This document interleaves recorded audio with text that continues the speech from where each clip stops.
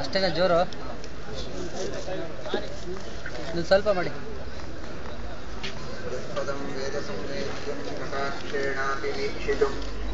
ನಕ್ಷಮಂತೆ ವಿಮತಯಸ್ತಮುಪಾಸೇ ಶ್ರಿಯಃ ಪತಿ ಮಯಿ ಸ್ಥಿತೋ ಮದಂಗೇಶು ಸ್ವತಂತ್ರೋ ವ್ಯಾಪ್ತವಾನ್ ಹರಿಃ ಸರ್ವತಂತ್ರಂ ಮಾಂ ಸ್ವೇಚ್ಛಯಾ ವರ್ತಯತ್ಯಜಃ ಸ್ವಾತ್ಮನಸ್ತಸ್ಯ ಪೂಜಾಸ್ಯುಃ ಮನೋವಾಕ್ಕಾಯವೃತ್ತಯಃ ಮಮೈತಾಃ ಇತಿ ಕರ್ತಾರಂ ಉದ್ದೇಶ್ಯಂ ಚ ಹರಿಂ ಸ್ಮರೇತ್.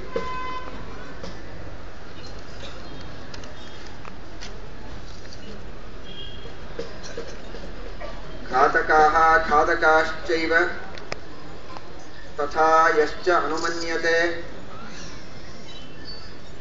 ಗೋವಿನ ಘಾತನೆ ಮಾಡುವವರು, ಗೋಹತ್ಯೆ ಮಾಡುವಂತಹ ವ್ಯಕ್ತಿಗಳು, ಗೋಮಾಂಸ ಭಕ್ಷಣ ಮಾಡುವಂತಹ ವ್ಯಕ್ತಿಗಳು, ತಥಾ ಯಶ್ಚ ಅನುಮನ್ಯತೆ, ಗೋಹತ್ಯೆ ಮಾಡುವಂತಹ ಕಾರ್ಯ ಇದು ಸರಿಯಾಗಿದೆ ಅಂತ ಅದಕ್ಕೆ ಪ್ರೋತ್ಸಾಹನವನ್ನು ನೀಡಿ ಅನುಮತಿಯನ್ನು ನೀಡತಕ್ಕಂತಹ ವ್ಯಕ್ತಿಗಳು ಯಾರೋ, ತಸ್ಯಾಹ ಯಾವಂತಿ ರೋಮಾಣಿ ತಾವತ್ ವರ್ಷಾಣಿ ಮಜ್ಜತಿ. ಆ ಒಂದೊಂದು ಗೋವಿನ ಕೂದಲುಗಳು ಎಷ್ಟೋ ಅಷ್ಟು ವರ್ಷಗಳವರೆಗೆ ನರಕದಲ್ಲಿ ಘೋರವಾದಂತಹ ದುಃಖದಲ್ಲಿ ಅವರು ಮುಳುಗುತ್ತಾರೆ ಅಂತ ಮಹಾಭಾರತ ಹೇಳ್ತಾರೆ.